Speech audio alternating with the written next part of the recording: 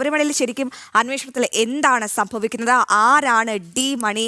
ഉന്നതരുടെ മേൽക്കൈയിൽ SIT അന്വേഷണത്തിന് മേൽ എങ്ങനെ പ്രവർത്തിക്കുന്നു? ജനം TV പരിശോധിക്കുന്നു. വിറ്റുവോ വിശ്വാസം?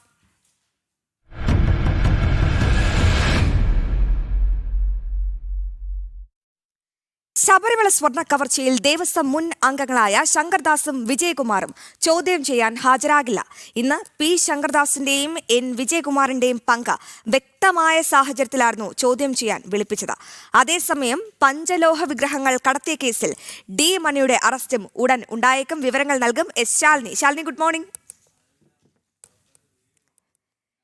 ശാലിനി, നമുക്കറിയാം ഈ ശബരിമല സ്വർണ്ണ കവർച്ചയിൽ ആദ്യം മുതലേ ഉയർന്നു കേൾക്കുന്ന പേരാണ് ഈ ശങ്കർദാസിന്റെ ഒക്കെ വിജയകുമാറിന്റെ. ഈ ശങ്കർദാസിന്റെ അറസ്റ്റ് ഇന്നുണ്ടാകും നാളെ ഉണ്ടാകുമെന്നൊക്കെ പറയുന്നുണ്ടെങ്കിലും ഇതുവരെയും അറസ്റ്റിലേക്ക് എത്തിയിട്ടില്ല. അപ്പോൾ ചോദ്യം ചെയ്യലിന് ഹാജരാകാൻ കഴിയാത്തത് എന്തുകൊണ്ടാണ്? എങ്ങനെയാണ് ശങ്കർദാസ് അന്വേഷണ സംഘത്തിനോട് ഇക്കാര്യം വിശദീകരിക്കുന്നത്?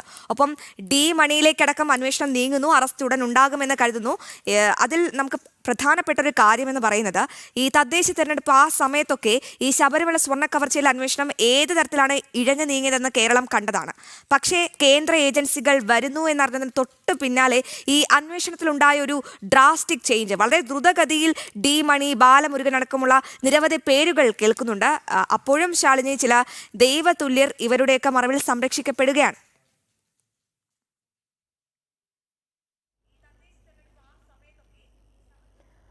തീർച്ചയായും നിർണായകമായിട്ടുള്ള ഒരു ചോദ്യം ചെയ്യലായിരുന്നു ഇന്ന് നടക്കേണ്ടിയിരുന്നത്. SIT സംഘത്തിന് മുൻപാകെ ഇരുവരും, അതായത് ദേവസ്വം ബോർഡ് മുൻ അംഗങ്ങളായിട്ടുള്ള KP ശങ്കർദാസും ഒപ്പം തന്നെ N. വിജയകുമാർ അടക്കമുള്ളവർ ഹാജരാകണമെന്നുള്ളതായിരുന്നു SIT സംഘം കഴിഞ്ഞ ദിവസം അറിയിച്ചത് ഇരുവരെയും. ഇതിന്റെ അടിസ്ഥാനത്തിൽ ചോദ്യം ചെയ്യലിനെത്തിയാൽ അറസ്റ്റ് അടക്കമുള്ള നടപടി ഉണ്ടാകാനുള്ള എല്ലാ സാധ്യതകളും മുന്നിൽ കണ്ടുകൊണ്ട് തന്നെ ഒരു മുൻകൂർ ജാമ്യാപേക്ഷ ഇരുവരും കോടതിയിൽ നൽകിയിരിക്കുകയാണ്. ആ ജാമ്യാപേക്ഷ പരിഗണിക്കുന്ന അടക്കമുള്ള നടപടികൾ ഇനിയിപ്പോൾ നടക്കാൻ പോകുന്നതേ ഉള്ളൂ. അതുകൊണ്ട് തന്നെ നിലവിൽ നമ്മൾ മനസ്സിലാക്കുന്നത് പ്രകാരം മുൻകൂർ ജാമ്യാപേക്ഷയിൽ തീരുമാനമുണ്ടാകുന്നതുവരെ SIT സംഘത്തിന് മുൻപാകെ എത്തേണ്ടതില്ല എന്നുള്ളൊരു നിലപാടിലേക്ക് ഇപ്പോൾ ഇരുവരും എത്തിയിട്ടുണ്ട് എന്നുള്ളതാണ് നമ്മൾ മനസ്സിലാക്കുന്നത്. കഴിഞ്ഞ ദിവസം ഹൈക്കോടതിയിൽ ഈ കേസുമായി ബന്ധപ്പെട്ട പരിഗണന വന്ന സമയത്ത്, അല്ലെങ്കിൽ ആ കേസിന്റെ അന്വേഷണ പുരോഗതി അടക്കം പരിശോധിക്കുന്ന സമയത്ത് കോടതിയുടെ ഭാഗത്തു നിന്ന് രൂക്ഷമായ വിമർശനമാണ് SIT സംഘം നേരിടേണ്ടി വന്നത്. SIT സംഘത്തോട് കോടതി ചോദിച്ച ചില നിർണായക ചോദ്യങ്ങളുണ്ട്.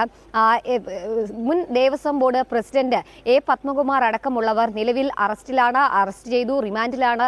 ചോദ്യം ചെയ്യലുകൾ പല ഘട്ടങ്ങളായി തുടരുന്നു, തെളിവെടുപ്പ് അടക്കമുള്ള നടപടികൾ തുടരുന്ന പശ്ചാത്തലമുണ്ട്. ആ സമയത്ത് എന്തുകൊണ്ട് ആ ബോർഡിന്റെ, അല്ലെങ്കിൽ ആ പ്രസിഡന്റ് അദ്ദേഹമായിരിക്കുന്ന സമയത്ത് ആ ബോർഡിലെ മറ്റംഗങ്ങളെ ചോദ്യം ചെയ്തില്ല, അല്ലെങ്കിൽ അവരിൽ നിന്ന് വിവരങ്ങൾ തേടിയില്ല, അവരുടെ മൊഴിയെടുത്തില്ല എന്നതടക്കമുള്ള നിർണായക ചോദ്യം കോടതിക്ക് മുൻപാകെ, കോടതി SIT സംഘത്തിന് മുൻപാകെ ചോദിച്ചിരുന്നു. അതേസമയം തന്നെ അതിൽ SIT കൃത്യമായൊരു മറുപടി നൽകിയിരുന്നില്ല. വിമർശനം അടക്കം രൂക്ഷമായി ഏൽക്കേണ്ടി വന്നു SIT സംഘത്തിന് കോടതിയിൽ നിന്നും. ഇതിന് തൊട്ടു പിന്നാലെയാണ് SIT സംഘം ഇപ്പോൾ ഇരുവരെയും ചോദ്യം ചെയ്യാനായി വിളിപ്പിച്ചിട്ടുള്ളത്. നമ്മൾ മനസ്സിലാക്കുന്നത് പ്രകാരവും പ്രതീക്ഷിക്കുന്നത് പ്രകാരവുമാണെങ്കിൽ മുൻപ് കണ്ട ചോദ്യം ചെയ്യലുകളെല്ലാം പിന്നീട് അറസ്റ്റിലേക്ക് വഴിമാറിയിട്ടുണ്ട്.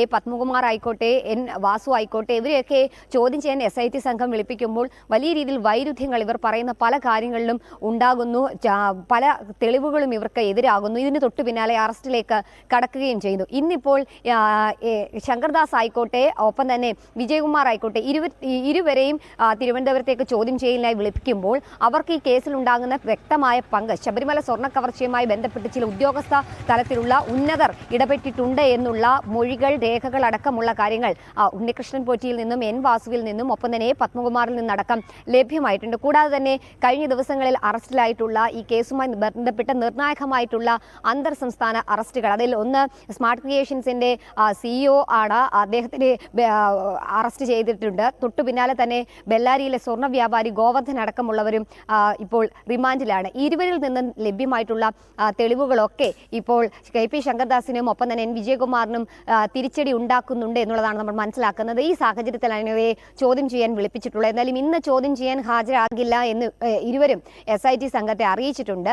മറ്റ് ചില ചില കാര്യങ്ങൾ എന്നുള്ളതാണ് പറയുന്നത്. പക്ഷേ ഈ ജാമ്യാപേക്ഷയിൽ തീരുമാനമാകുന്നത് വരെ അന്വേഷണ സംഘത്തിന് മുൻപാകെ ഹാജരാകേണ്ട എന്നുള്ളതാണ്. എന്തായാലും കേസുമായി ബന്ധപ്പെട്ട് നിർണായകമായുള്ള വഴിത്തിരിവുകൾ ഉണ്ടാകുന്ന സാഹചര്യത്തിൽ കൂടിയാണ് ഇപ്പോൾ ഇത്തരത്തിലൊരു നടപടി നീക്കം ഇവരുടെ ഭാഗത്തു നിന്നുണ്ടാകുന്നത് എന്നുള്ളതാണ് ഏറ്റവും ശ്രദ്ധേയമായിട്ടുള്ള കാര്യം. എന്തായാലും ശബരിമലയിലെ സ്വർണ്ണ കവർച്ച അതിന്റെ നിർണായകമായിട്ടുള്ള ഘട്ടത്തിലൂടെ കടക്കുകയാണ്. അതിനിടയിലാണ് ഈ പഞ്ചലോക വിഗ്രഹമടക്കം കവർച്ച നടത്തി അല്ലെങ്കിൽ അത് കൊണ്ടുപോയി എന്ന് പറയപ്പെടുന്ന ഡി മണി അടക്കമുള്ളവരെ കഴിഞ്ഞ ദിവസം ചോദ്യം ചെയ്യുകയൊക്കെ തന്നെ ചെയ്തത്. എന്തായാലും നിർണായക ഘട്ടത്തിലാണ്. അതേസമയം തന്നെ KP ശങ്കർദാസിനെയും N വിജയകുമാറിനെ സംബന്ധിച്ചിടത്തോളം നിർണായകമായ ദിവസവും മണിക്കൂറുകളുമാണ് ഇപ്പോൾ കടന്നു പോകുകയും ചെയ്യുന്നത്. അശ്വതി, തീർച്ചയായും ശാലിനി, ഇതിൽ മറ്റൊരു പ്രധാനപ്പെട്ട കാര്യം കൂടിയുണ്ട്. ഈ ഡി മണി എന്ന പേര്, ഇദ്ദേഹത്തിന്റെ മൊഴിയിൽ നിന്നും ആ കവർച്ച വ്യക്തമാണ്. പഞ്ചലോക വിഗ്രഹം കടത്താനുള്ള അദ്ദേഹത്തിന്റെ ആ ഒരു നീക്കം അത് അന്വേഷണ സംഘത്തിന് വ്യക്തമായിട്ടുണ്ട്. അതുകൊണ്ടാണ് അറസ്റ്റിലേക്ക് നീങ്ങുന്നത്. ഒപ്പം ഈ ഡി മണി എന്ന് പറയുന്ന ആളുടെ മറ്റൊരു പ്രധാനപ്പെട്ട കാര്യം കൂടിയുണ്ട്. അദ്ദേഹം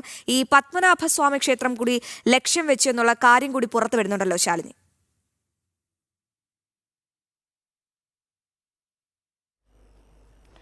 തീർച്ചയായും അങ്ങനെയാണ്. കേരളത്തിലെ പല മഹാക്ഷേത്രങ്ങളും ഡി മണിയുടെ കണ്ണിലുണ്ടായിരുന്നു. അവിടെ പല രീതിയിലുള്ള ഇത്തരത്തിൽ തിരിമറികൾ നടത്താനുള്ള ശ്രമങ്ങൾ നടത്തിയിരുന്നു എന്നുള്ള ചില വിവരങ്ങൾ കഴിഞ്ഞ മണിക്കൂറിലൊക്കെ വരികയും ചെയ്തിട്ടുണ്ട്. അതിൽ പ്രധാനമായും ഡി മണി ശബരിമലയിൽ നിന്നും കഴിഞ്ഞ 2020 ഒക്ടോബറിലാണ് ഈ ഒരു പഞ്ചലോക വിഗ്രഹങ്ങൾ അവിടെ നിന്നും കൊണ്ടുപോകുന്നത്. 4 പഞ്ചലോക വിഗ്രഹങ്ങളാണ് അദ്ദേഹം അവിടെ നിന്നും കൊണ്ടുപോയിട്ടുള്ളത്. അത് ഉണ്ണികൃഷ്ണൻ പോറ്റിയുടെ അറിവോടെയും സമ്മതത്തോടെയുമായിരുന്നു. അതിന്റെ ഡീലിംഗ്സ് ഒക്കെ നടന്നത് തിരുവനന്തപുരം കേന്ദ്രീകരിച്ചാണ്. പണമടക്കം നടത്തിയതടക്കം തിരുവനന്തപുരത്താണ്. ഇതിനിടയിലാണ് പത്മനാഭസ്വാമി ക്ഷേത്രത്തിൽ ഒരുപക്ഷെ ലോകത്തിലെ തന്നെ ഏറ്റവും സമ്പത്തുള്ള ഒരു ക്ഷേത്രം എന്ന നിലയിൽ ആ ക്ഷേത്രത്തിലെ അമൂല്യമായ വസ്തുക്കളിലും ഇത്തരത്തിൽ ഡി മണി കണ്ണുവെച്ചതായിട്ടുള്ള വിവരങ്ങൾ പുറത്തു വരികയും ചെയ്യുന്നത്. അപ്പോൾ അതിന് പിന്നിൽ തിരുവനന്തപുരത്ത് ഏതെങ്കിലും ബന്ധങ്ങൾ അദ്ദേഹം ഉപയോഗിച്ചിട്ടുണ്ട് എന്നുള്ളതാണ് കണ്ടറിയേണ്ടിയിരിക്കുന്നത്. എന്തായാലും അന്വേഷണം ഡി മണിയിലേക്കും നീങ്ങുകയാണ്. ചോദ്യം ശാലിനി, അങ്ങനെയാണ് കാര്യങ്ങൾ. അന്വേഷണത്തിന്റെ ഗതി ഇപ്പോൾ ഡി മണിയിലേക്ക് എത്തി നിൽക്കുകയാണ്. ശാലിനിയാണ് തലസ്ഥാനത്ത് നിന്നും